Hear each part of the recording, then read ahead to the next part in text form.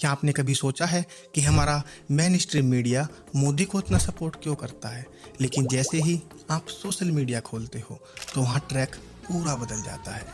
Social media पर मोदी पूरी तरह फ्लॉप दिखाई पड़ते हैं। मोदी को सोशल मीडिया पर इतना नापसंद किया जाता है, आखिर क्यों? जी हाँ, नापसंद। अब आप में से कुछ लोग पूछ सकते हो कि कहीं मैं उल्टा तो नहीं बोल गया? जी नहीं। आप खुद देख लो, जब मोदी के मन की बात का यूट्यूब पर लाइव हुआ तो उस पर इतने ज़्यादा डिसलाइक आ गए कि बीजेपी को उन्हें हाइड करना पड़ा। और ये केवल एक बार की बात नहीं, बार बार ऐसा हुआ। उसके बाद बीजेपी ने उनकी सारी वीडियोज के डिसलाइक हाइड कर दिए। ट्विटर पर भी आपको एंटी मोदी हैशटैग ट्रेंड करते दिखेंगे। केवल यही नहीं, फेसबुक और यूट्यूब पर जो भी एंटी मोदी कंटेंट बनाता है उसके मिलियंस में व्यूज ईजिली आ जाते हैं, लेकिन जो भी प्रो मोदी कंटेंट बनाते हैं उनके मिलियंस तो छोड़ो, लाख टच करना मुश्किल हो जाते हैं। आखिर क्यों? सीरियसली, आपको पूरे यूट्यूब पर ऐसा लॉजिकल एनालिसिस देखने के लिए नहीं मिलेगा जो ऐसे फैक्ट और डेटा पर बेस्ड होगा। नमस्कार दोस्तों, मेरा नाम है डॉक्टर गौरव अवाना और आप देख रहे हैं डिबेट क्लब। और आज की इस वीडियो को हम 3 चैप्टर्स में डिवाइड करके समझेंगे। पहला, आखिर सोशल मीडिया मोदी को इतना डिसलाइक क्यों करता है। दूसरा, मेन स्ट्रीम मीडिया मोदी को इतना सपोर्ट क्यों करता है और क्या है ये गोदी मीडिया की असल सच्चाई। इसका प्योर लॉजिकल और फिलोसॉफिकल एनालिसिस करेंगे। और तीसरे और आखिरी चैप्टर में मैं आपसे फिलॉसफी की एक सिंपल सी ट्रिक शेयर करूंगा, जिसे जानने के बाद आप किसी से भी 2 मिनट बात करके इजीली पता लगा लोगे कि वो गोदी मीडिया देखता है या नहीं।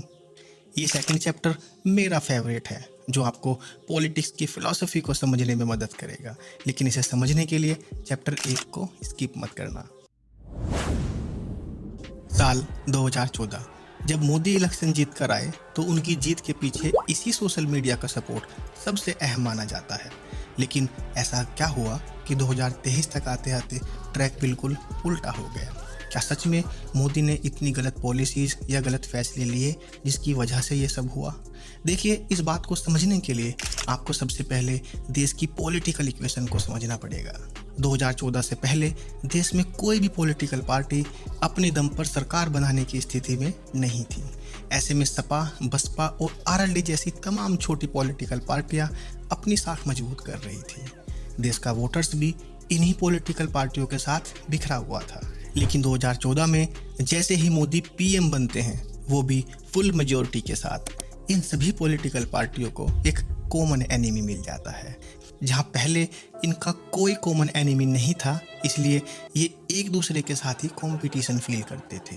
यूपी में सपा बसपा के साथ, तो बंगाल में ममता बनर्जी कम्युनिस्ट और कांग्रेस के खिलाफ लड़ रही थी। यही हाल पूरे देश का था। लेकिन 2014 के बाद स्थिति तेजी से बदली और मोदी वर्सेस ऑल की स्थिति बनने लगी। यहाँ एक बात नोट करने लायक है कि 2014 में मोदी को केवल 31% वोट मिले, यानी कि रफ सेंस में देखा जाए तो 69% वोट उनके अगेंस्ट ही थे। वो 2019 तक आते आते राजनीतिक पार्टियों ने एक महागठबंधन बनाने की कोशिश की, जिसकी फिलॉसफी थी मोदी वर्सेस ऑल। अब यह बात भी समझने लायक है कि सोशल मीडिया के यूजर भी तो वही वोटर थे जिन्होंने 2014 में वोटिंग की, यानी कि बाय डिफ़ॉल्ट ही ये यूजर 31 वर्सेस 69 में बटे थे। जो सोशल मीडिया पहले पॉलिटिकली बिखरा हुआ था, आज वो तेज़ी से यूनाइट होने लगा। सोशल मीडिया पर भी इन वोटर्स को एक कॉमन एनिमी मिल गया, जिसका ध्रुव राठी जैसे यूट्यूबर्स ने ज़बरदस्त लाभ उठाया।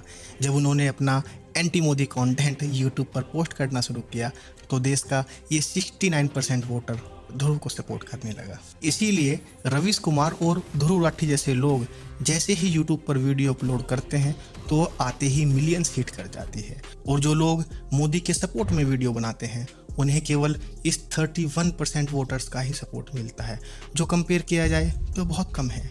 और टू बी फ्रैंक, यूट्यूब और सोशल मीडिया पर कंटेंट पोस्ट करना एक बिजनेस है, प्योर बिजनेस। और ये बिजनेस नंबर और व्यूज पर चलता है। इन सिंपल वर्ड, यूट्यूब और फेसबुक जैसे सोशल मीडिया पर एंटी मोदी कंटेंट बनाने वाले बहुत तेजी के साथ ग्रोथ करते हैं, क्योंकि मोदी को नापसंद करने वालों का नंबर बहुत ज़्यादा है। यही कारण है कि ट्विटर, फेसबुक और यूट्यूब पर मोदी को सबसे ज़्यादा हेट रेट मिलती है। अब आप में से कुछ लोग पूछ सकते हैं कि जब सोशल मीडिया पर मोदी के खिलाफ इतना उफान दिखाई पड़ता है तो क्या 2024 में इसका इलेक्शन पर इम्पैक्ट पड़ेगा? सही कहूँ तो इसका उत्तर यस और नो दोनों है। वेल, इस पर मैं बाद में बात करूँगा।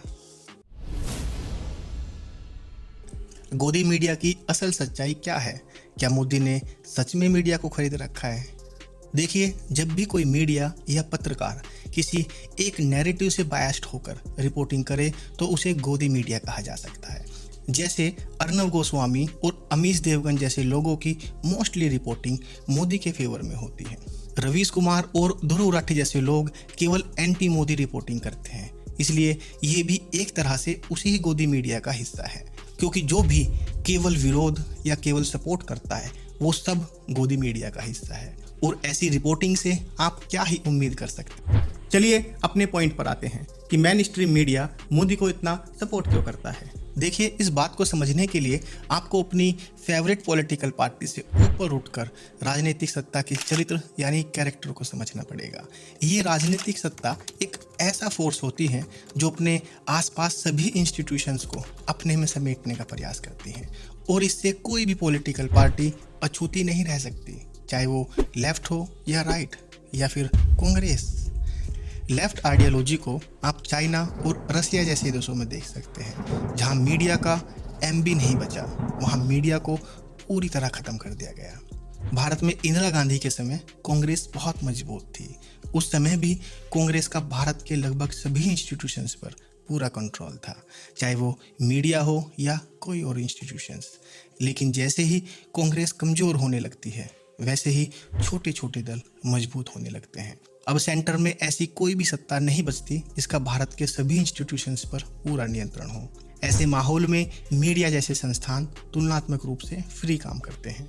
लेकिन 2014 के बाद स्थिति बदलती है और एक मजबूत राजनीतिक सत्ता केंद्र में आती है। जैसा कि मैंने आपसे पहले ही कहा था कि एक मजबूत राजनीतिक सत्ता का चरित्र है कि वह अपने आसपास की संस्थाओं को अपने कंट्रोल में करने की कोशिश करती है। इसलिए यह बात सही है कि भारत में मीडिया पर भी उसका प्रभाव पड़ा है। इस बात को कांग्रेस या बीजेपी के चश्मे से देखने की जरूरत नहीं है। यहाँ कॉमन फैक्टर है मजबूत राजनीतिक सत्ता। इसलिए जो भी पॉलिटिकल पार्टी बहुत ज़्यादा मजबूत होकर उभरेगी वो यही करेगी। पूरा इतिहास इसी बात का गवाह है। जब कांग्रेस मजबूत थी तब इंदिरा गांधी पर भी डिक्टेटर होने के आरोप लगते थे, और जब आज बीजेपी मजबूत है तो मोदी पर भी डिक्टेटर होने के आरोप लगते हैं। लेकिन अब सवाल ये है कि आज की मीडिया पर मोदी का कितना प्रभाव है। इस पर तो लंबी बहस हो सकती है। जैसा कि मैंने आपको ऊपर बताया कि देश में राजनीतिक स्तर पर मोदी वर्सेस ऑल की स्थिति बनने लगी। ज़्यादा बड़ा वर्ग वो है जो मोदी के बारे में नेगेटिव कवरेज देखना चाहता है, लेकिन मेन स्ट्रीम मीडिया इस बड़े वर्ग की इच्छा पूर्ति नहीं कर सकता। इसीलिए यूथ के एक बड़े वर्ग को लगता है कि जब सोशल मीडिया पर इतना ज़्यादा एंटी मोदी कंटेंट आ रहा है तो मेन स्ट्रीम मीडिया पर क्यों नहीं। इससे उनके मन में एक ऐसा भाव पैदा होता है कि मीडिया मोदी के दबाव में है। उनकी यह सोच पूरी तरह से गलत तो नहीं है, लेकिन पूरी तरह सच भी नहीं, क्योंकि लल्लन टॉप जैसे मीडिया भी तो इंडिया टुडे का ही हिस्सा है।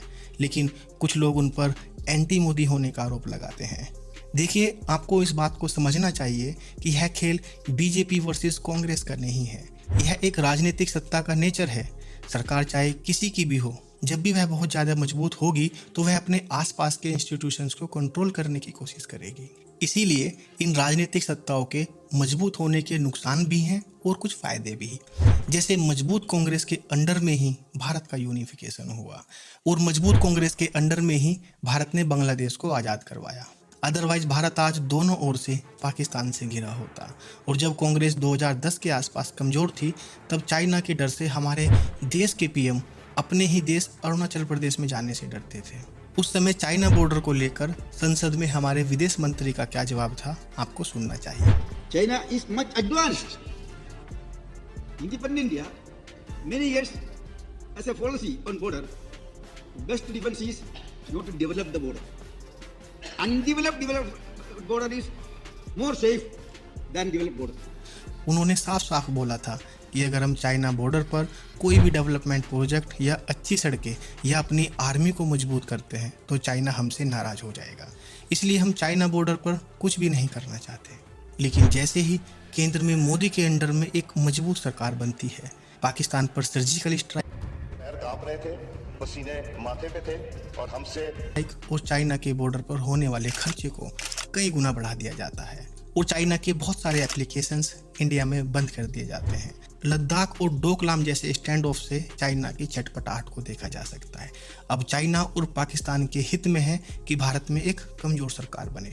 न केवल पाकिस्तान और चाइना, इवन यूएसए और यहाँ तक कि भारत में बैठा थर्ड फ्रंट भी यही चाहता है कि भारत में एक कमजोर सरकार बने ताकि इंडिया की पॉलिसीज को अपने अकॉर्डिंग चलाया जा सके। खैर, मेरा उद्देश्य आपको यह बताना था कि एक मजबूत सरकार के फायदे और नुकसान दोनों होते हैं। चैप्टर 3। देखिए, बहुत ही सिंपल शब्दों में कहूँगा कि अगर आपके आसपास कोई भी इन लोगों को आंख बंद करके फॉलो करता है तो समझ जाना कि वो भी गोदी मीडिया को ही देखता है, क्योंकि ये लोग पॉलिटिकल रिपोर्टिंग के नाम पर आपको अपना एजेंडा सर्व करते हैं और केवल वन साइड ही आपको दिखाते हैं। अब मैं आपको यह बिल्कुल नहीं कहूँगा कि आप इन्हें ना सुने, मैं तो आपसे कहूँगा कि आप इन सभी को सुनो ताकि आपको ज़्यादा से ज़्यादा डायमेंशंस क्लियर हो सके। और फाइनली एक ही बात कहूँगा कि किसी भी पॉलिटिकल आइडियोलॉजी में अच्छाई और बुराई दोनों निकालना सीखो, अदरवाइज आप भी एक तरह से पॉलिटिकल फॉलोवर बन के रह जाओगे। अगर आप किसी भी पॉलिटिकल पार्टी के कट्टर फॉलोवर बनते हैं तो समझ लेना आप राजनीतिक रूप से मर चुके हो। और फाइनली, क्या 2024 के इलेक्शन में मोदी को सोशल मीडिया पर अपनी इस नेगेटिव इमेज का नुकसान होगा? यस, बिल्कुल होगा, क्योंकि हमारे यूथ का एक बहुत बड़ा वर्ग जो कि पॉलिटिकल बायसनेस नहीं रखता, जब वो सोशल मीडिया पर देखता है कि मोदी को इतने सारे लोग हेट करते हैं तो इतने सारे लोग एक साथ गलत तो नहीं हो सकते, कुछ तो सच्चाई होगी। इसीलिए वो इस सोशल मीडिया के फ्लो में बह सकता है। और इसका दूसरा उत्तर है प्रभाव नहीं पड़ेगा, क्योंकि मोदी के हेटर्स मोदी को नापसंद जरूर करते हैं, लेकिन वो किसी एक खास पॉलिटिकल पार्टी को वोट भी नहीं करेंगे। उनका यह वोट आपस में बट जाएगा और भारत में इलेक्शन जीतने के लिए लगभग 35% वोट शेयर सफिशिएंट है। तो बस आज की वीडियो में इतना ही। आपका इस बारे में क्या विचार है मुझे कमेंट सेक्शन में जरूर लिखो, मैं आपसे वही मिलता हूँ। और अगर आप द केरला स्टोरी का भी एक लॉजिकल एनालिसिस देखना चाहते हैं तो आप राइट वाली वीडियो पे क्लिक कर सकते हैं। और अगर आपको ये वीडियो अच्छा लगा हो तो एक लाइक करना बिल्कुल भी मत भूलना, और हो सके तो इसे अपने दोस्तों के बीच भी शेयर करें। और अगर आप इसी तरह का लॉजिकल कॉन्टेंट देखना पसंद करते हैं तो आप मेरे चैनल को भी सब्सक्राइब कर सकते हैं। चलिए मिलते हैं किसी ऐसी वीडियो में, तब तक के लिए बाय बाय, जय हिंद।